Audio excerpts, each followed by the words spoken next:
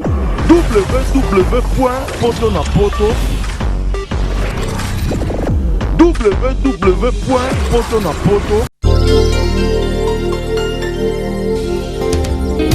Les secrets de la réussite de vos événements, Lovelyz.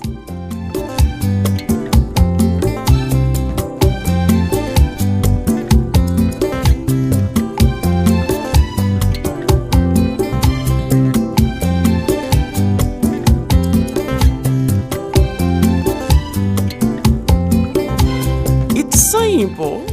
Try and try again. Lovelyz.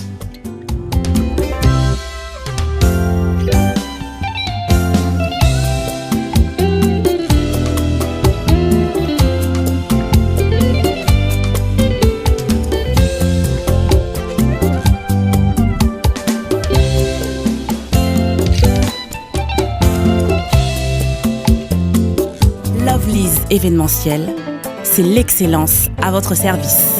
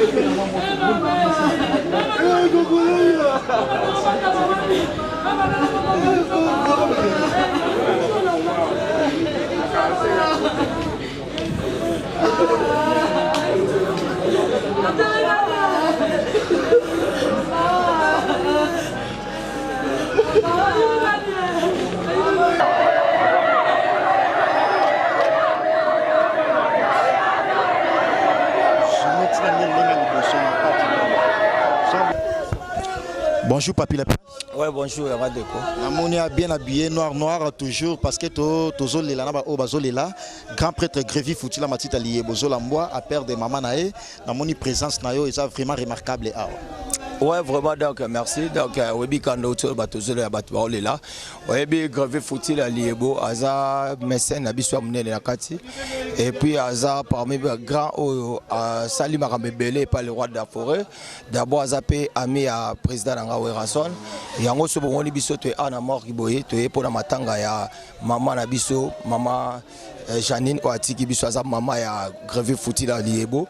Donc on paie à son nom vraiment donc les autres ça la passe en homoni tellement qui orchestre les alibans des Angola na combo ya boss nangai et puis ya wenge musique à maison mais en mobimba yango ngana se présenter awa pona ya ko zalana vena biso matita liebo tozala ensemble ya omona za ana morgue a to esiko ko bimisa bientôt tozolongwa destination pour to kendeska ba exposer yango donc tozala naie tozo participer ma toujours na Grévi Foutila liebo parce que za mécène na biso ya munene ya moko puis oyebi kaza ami de l'école ya Ranson aza mutu ari yango bien ki aza mécène na bino ya maison mère asuki wana te aza mécène ya musique congolaise. Mécène ya musique congolaise. Na lobité ya bisomo aza mécène ya musique congolaise mais aza ami ya le roi de la forêt. Moi ba particularité eza. Il y a des ali baza batanga classe moko donc aminaye donc presque belé et puis à salé belé na kata wenge musique maison mais au batu bayebi qui vraiment a contribué et belé na kata wenge musique maison mais ya monique na combat le roi de la forêt sengaike ngamona zala awa toujours participer toujours ba mawana ndeko na biso les boss Grévi Foutila liebo.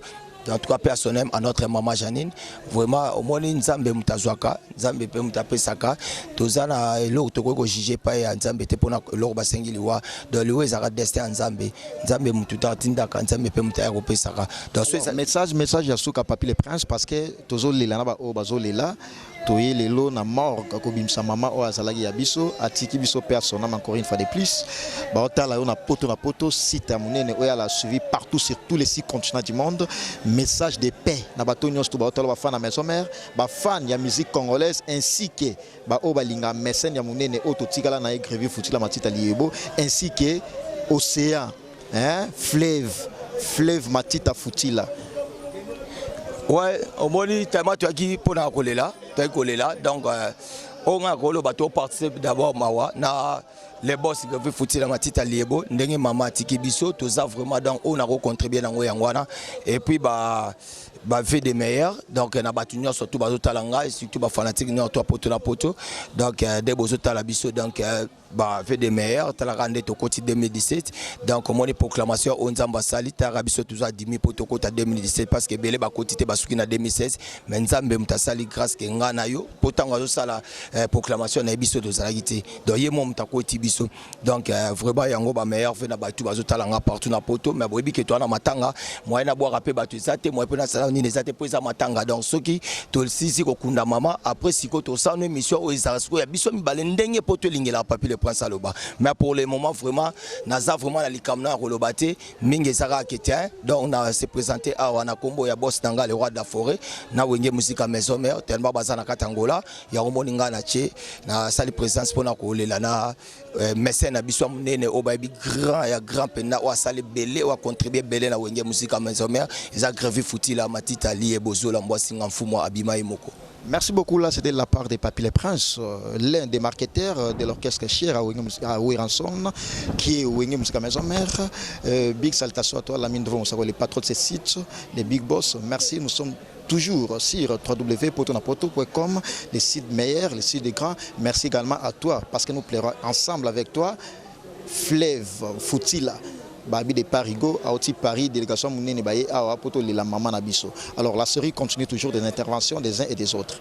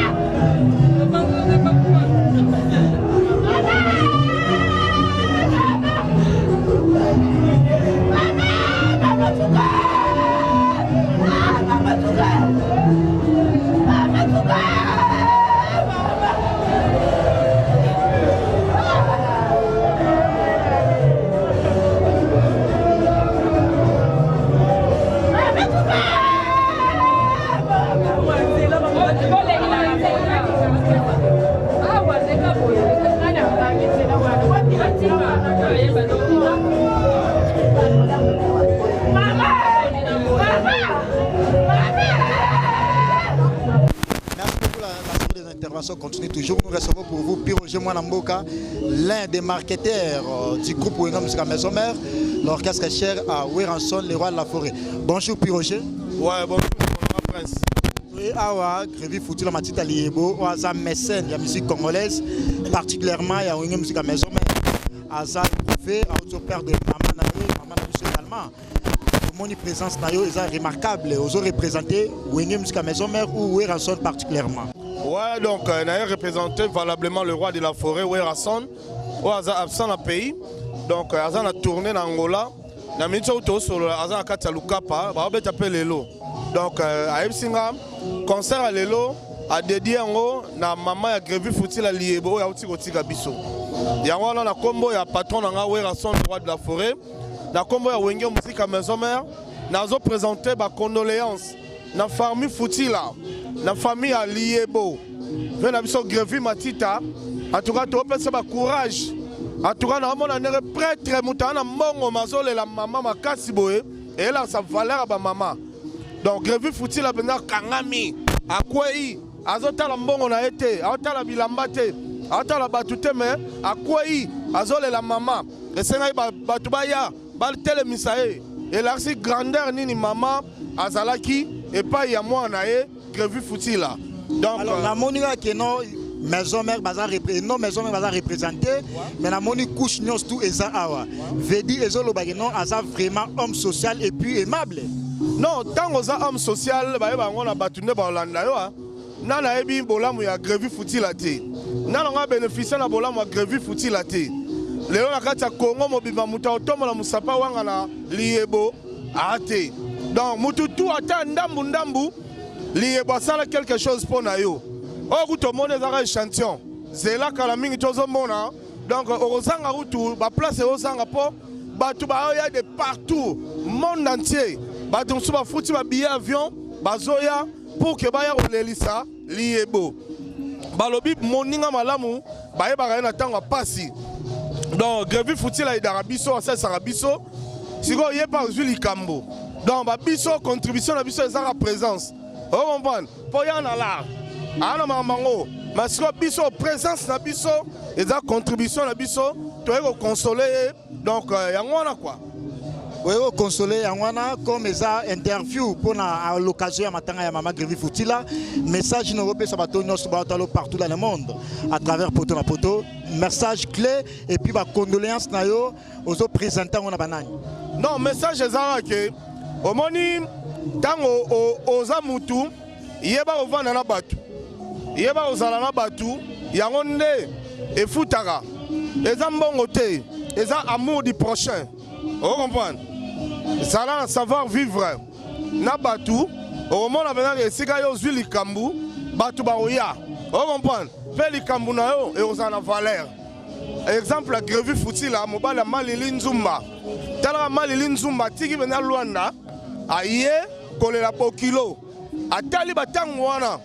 tango bokilo na ye ayebi libala na ndenge bandaka en tout cas elasika ke non tango wana bomoi yeba ko vivre na batu savoir vivre ezala orgueil ezanga tina te bilo mokila na tina te l'argent c'est faux débat alors on a présenté ba condoléances na ngai na famille mobimba ya Grévi Foutila Liebo na Malili Nzumba na bana ya Grévi Foutila Liebo ba ole la koko na bango na batutu en tout cas biso to na mingi olobate to na matanga biso to na matanga ti to rekunda mama na biso nde to koma moi libre mais pour l'instant en tout cas to na biso na ba Deborah Bwanga na batu nyonso tout la femme na yo non Deborah Bwanga aza concert na yo Tuni aza femme na yo non kasi on va répondre que concert na yo a journaliste internet le rôle yo asala musane kitoko Deborah Bwanga ba bisou donc asala musane bien yango moni azaki pe a oti ko couvrir ba image akeka pe mamuke yo zele matar express pona ye moko kaka vedi masola onde te okageza ya solo kala trote Piroger azoba la journaliste internet défi avec Gadimo la oza confrère na yo non est-ce que non premièrement bon moni ngalinga bino ba journaliste mingi yo ebi prince to solo la no bien ya pende mo pe Deborah Bwanga la spéciale ana jo benge pe la spéciale mais ngai non spéciale aza spécial à moi si biso wera son na laksa biso ko respecter basi ya omoni donc on a respectera ye a bo sala musala Deborah Bwanga la spéciale hein après ça ba mbote skazali na bi kelero ke pema a osali boulot moi trop bon mutono tangelinga o soki ndeni voilà wana petit na ngai et bomba et to sala émission spéciale oyo to solela na ba o ba solela muto benge petit na ye wana e bi ke yo za fan na ye message asuka ngana roza fan na ete wana petit na ngana na côté wenge maison mère ya za pigeon voyageur na minute aza sans position quoi donc ça va marquer na ya un pigeon voyageur mais en fait aza petit na lingara trop na lingara pendant 3 ans la bien bon yango wana bon en tout cas pour na ba autour talanga mikolo to na idéologie moko remaniement et ça la mi na gouvernement et bon biso to ça la remaniement te mikolo pe na libanga to sali remaniement 2017 soko koti na liste pi Roger Sego mérité le rôle a grévi fouti la liebo ya kanga lokola ya uli musheni koda mboka ya za de génération en génération ya baleki on a tangité en tout cas forcé en tout cas ni Jobour Mbala on a tangité en tout cas il faut forcer pour que yo kota Jobour Mbala ngana linga bato bana ba palin kotangela nga bato ba flat te o comprendre bato bana ba palin ne bato ngana ko coopérer na bango donc bato na tangité bo sala fort quoi bo bundanon comme ça au côté lycée c'est ça. Merci beaucoup. Là c'était Roger Mwanamboka, l'un des marketeurs du groupe Wingom Musica Maison Mère, l'orchestre cher à Ranson, les rois de la forêt. La série des interventions continue toujours sur www.potonapoto.com, les sites des professionnels. Merci à toi encore une fois de plus. Nos sincères condoléances à Fleuve Foutila. Il vient de France, précisément à Paris. Merci beaucoup. www.potonapoto